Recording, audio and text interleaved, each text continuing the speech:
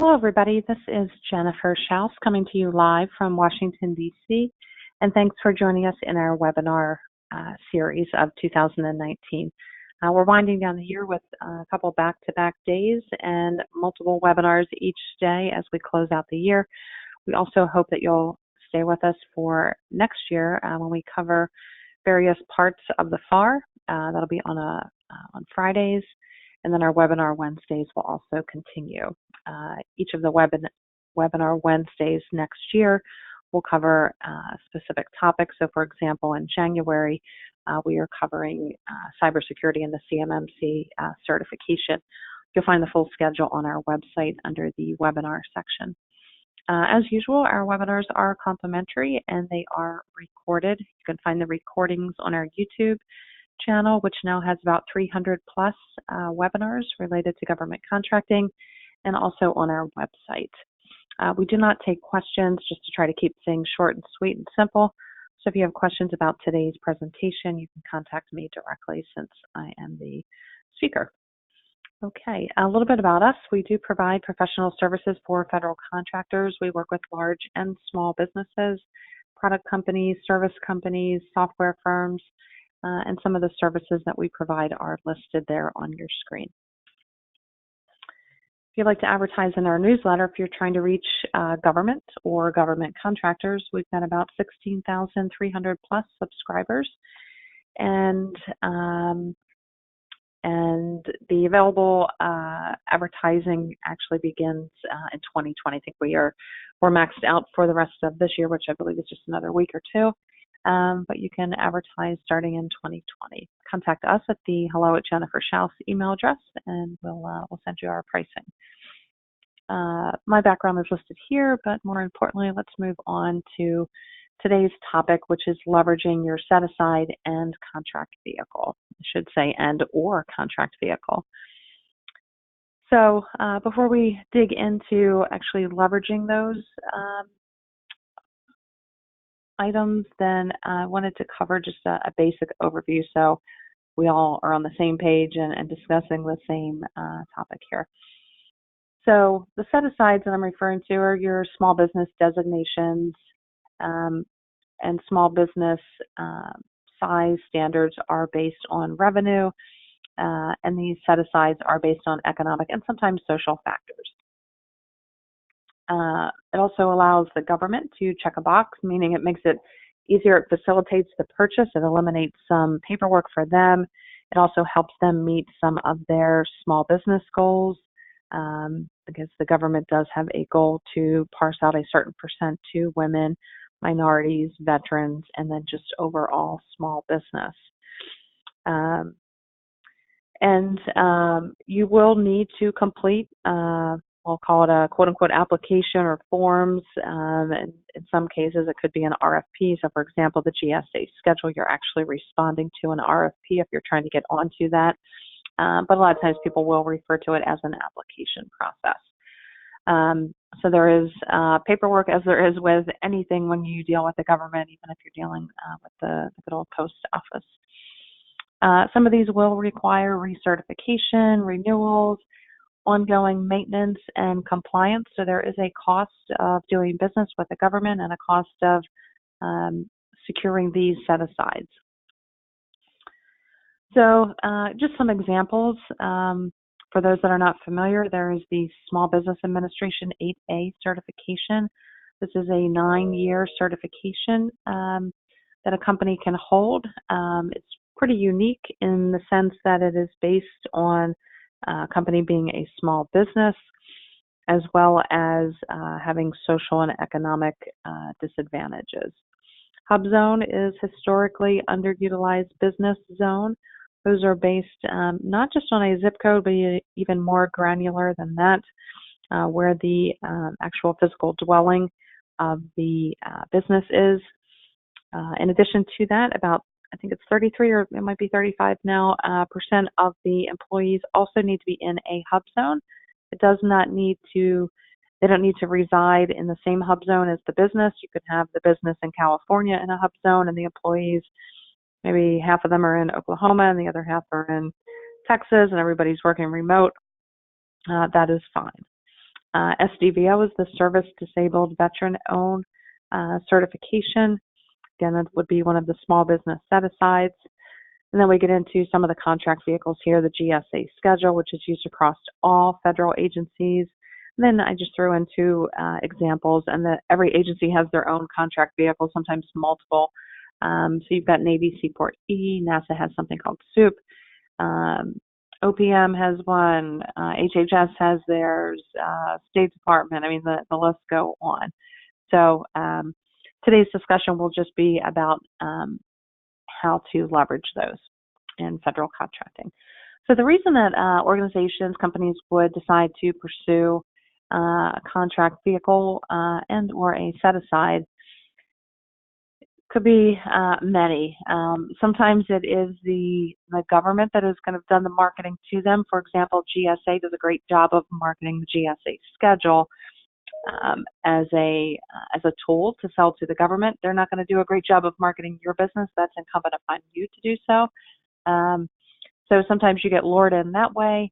Other times it's just, well, the reason that it should be is that you have done market research, whether you did it yourself or you outsource to any of the companies that are out there doing that, providing that data aggregation service for government contractors, and you've got some reasons to believe that your ideal customer prefers the GSA schedule, or that the agency that you're targeting prefers 8A women-owned businesses. So you're going to go through the certification to do that. Companies need to be proactive and not reactive. So again, just using this publicly available data to reverse engineer into the opportunities. Your pipeline should have opportunities showing which mechanisms your customers prefer. Again, are they more likely to work with 8A firms, women-owned, veteran-owned, HUBZone, Alaska Natives, the lists go on. And these can also be a great way to limit. You're never going to eliminate, but you can limit competition. It's also going to show that you're serious, because all of these designations and or contract vehicles are going to require some hoops to jump through. So completing some forms, applications, sometimes showing past performance, disclosing financials. It shows that you at least know how to kind of dot some I's, cross some T's, and follow some government directions. Again, that market research, do it yourself or outsource. And I've just added a couple bullet points here at the end, which you want to make sure you have the capacity, the financial capacity internally, as well as just the people and the serious commitment to selling in the federal market to manage the certification or the contract vehicle. Sometimes there's reporting that goes with these, whether it be paying percentages to GSA on your GSA schedule sales, or reporting to SBA for 8A your financials to show that you're still a small business. So know what you're signing up for, know how long it lasts, know what agencies prefer that contract vehicle or that set aside, and use it to your advantage. The real reasons, though, to pursue is to basically gain traction with your marketing, because these, again, are not required. So all it's going to be is a feather in your cap. It's going to make you more attractive. So use these as a marketing tool only, and know that nobody's going to contract with you only because you're on the GSA schedule, or only because you've got an 8A certification or SDVO. The reason they're going to contract with you is because of your demonstrated capabilities and your past performance. The rest is just icing on the top. Okay, so how to leverage these contract vehicles and set-asides. You want to make it easy to find that you are a GSA schedule holder, for example, or that you are an 8A certified firm, or that you do hold the SDVO certification. A lot of these these certifications and contract vehicles have terms and conditions that will allow you to put the logo on your website, on the back of your business card, in your email signature. There are specific logos that you are, we'll say, quote unquote, authorized to use. Use those. Put those logos everywhere. So many people in their auto signature don't even have an auto signature, or you've got to fish around on ways to contact them. Again, make it easy for the government, for customers, for partners, both large and small, to understand what you do, to understand what contract vehicles and set-aside certifications you have, and how to contact you. So put these logos and make sure that they are well documented on your capability statement, on any brochures that you use, palm cards, that sort of thing, and make sure that your SAM profile is up to date and current, and that you do have the right boxes checked off there for the certifications that you hold. Okay, number 2, you want to network it, meaning network the set-aside or network the contract vehicle. So that means going out in person to these dedicated associations and chambers. So for example, there is one, if not several, associations dedicated to these small businesses, small business certifications. So there's an 8A association, there's the SDVO organizations, there's HUBZone Chamber, there's a HUBZone Association.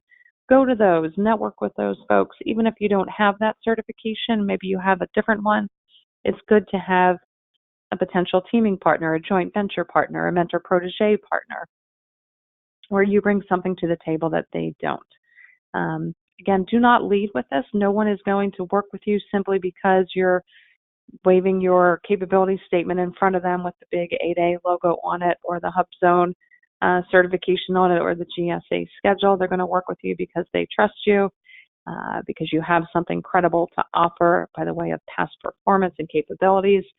And again, the rest, these certifications are just icing on the cake. So again, lead with those capabilities.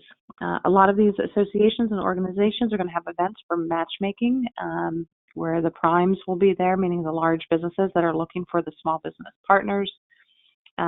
Industry days are open for vendors through the federal government. You could find those where you would find all of your business opportunities on the new SAM site. And then within the federal government, you want to work with the OSDBUs. That's the Office of Small and Disadvantaged Business Utilization, and that's for the civilian agencies. And then the Office of Small Business Programs for the defense agencies. So work with them, stay abreast, sign up for the notices of the industry days, which is again that open house for small businesses. Come in there with an opportunity that you want to discuss. And again, lead with your capabilities. Don't lead with, hi, we're an 8A. Lead with, hi, we're a 5-year-old, IT professional services firm. Here's some organizations that we've worked with, 1, 2, 3. And oh, by the way, we also hold the 8A certification.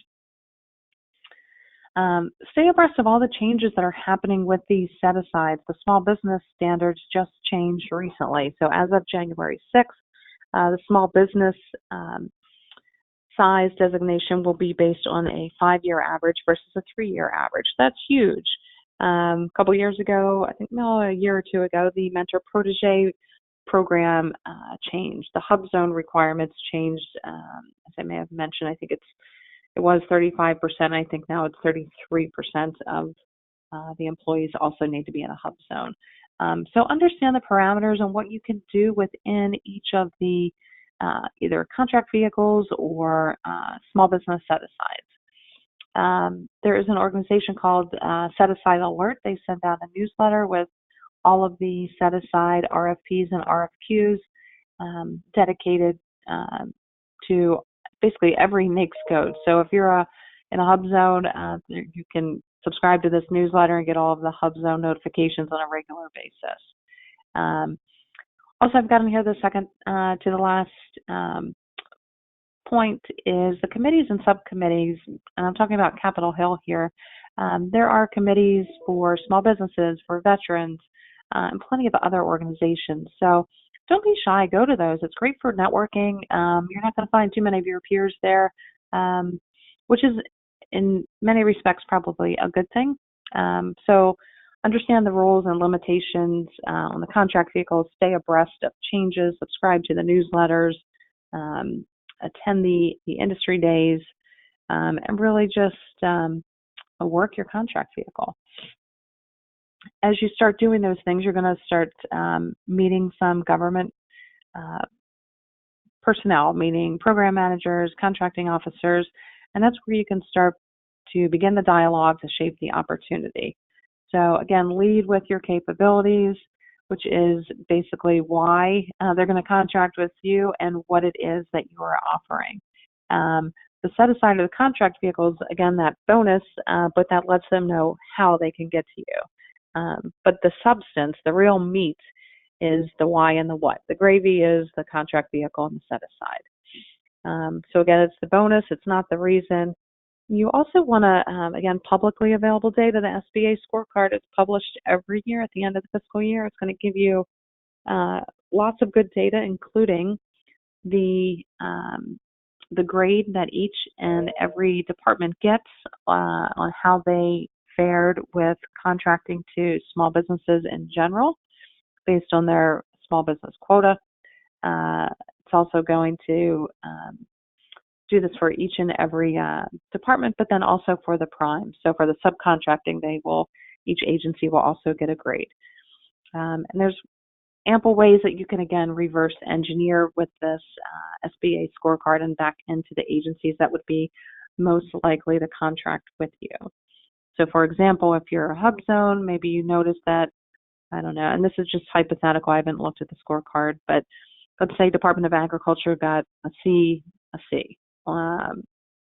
for HUBZones, and their subcontracting is also at a C, but all the other agencies and departments got somewhere, an A or a B. And if you're a HUBZone, well, that may be a great place to start because you would give them an incentive or a bonus to contract with you, but again, it's not the reason. The reason is what you're bringing to the table, your capabilities, the real meat of what it is your company does. Another way to use that scorecard is if there are a lot of agencies that have worked with HUBZones and have gotten an A in that category, then they probably have the propensity to continue that trend. So again, use the scorecard that way. As I mentioned, the scorecard is also going to demonstrate and give you a grade for the subcontracting. Public data on USA Spending.gov and FPDS will give you a list of the top 100 vendors per department. So if you see that, we'll just use Department of Agriculture, and let's say that their subcontracting scorecard shows a C, then you would go to the Department of Agriculture, look at their top 100 vendors, and contact them, letting them know, A, first and foremost, your capabilities, and then B, oh, hey, by the way, we're HUBZone. And again, that's going to make you more attractive to them, which makes them more attractive to the government to get that letter from a C, hopefully up to a B or an A. So again, reverse engineer. There's so much public data out there. Use it, use it, use it. So many people enter this market and just are reactive to opportunities that they see, thinking that they're going to win a contract. Use the data that's out there to fuel your strategy. This market is so unique, and so many people do not take advantage of it. If you try to sell into another industry outside of federal government contracting, you will not have this luxury of so much free public data that will tell you what the organization, what the government spent on your services, who they contracted with, when that contract's up for renewal. So it's sitting there right in your lap. You really got to use it. One last final point is timing.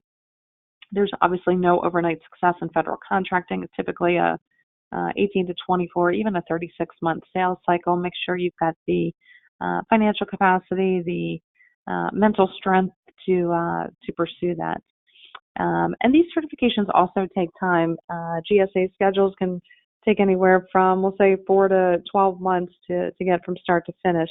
Same with some of these certifications. It's going to be a couple months from start to finish.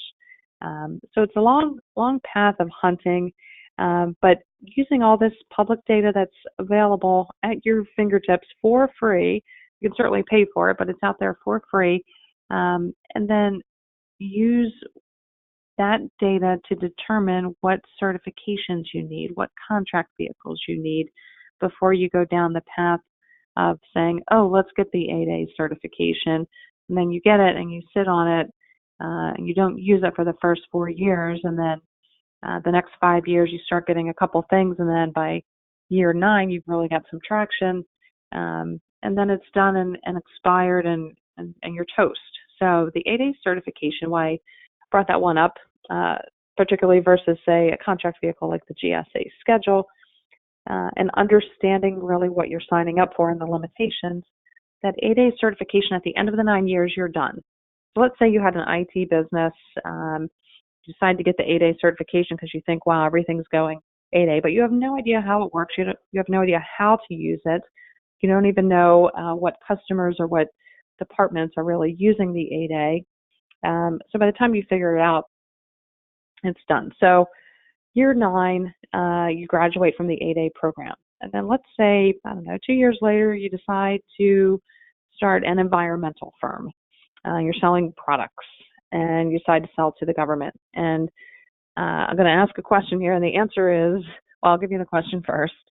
The question is, can that company, can that entity, it's a brand new entity, different company name, you're selling something completely different. Instead of services, now you're selling environmental products.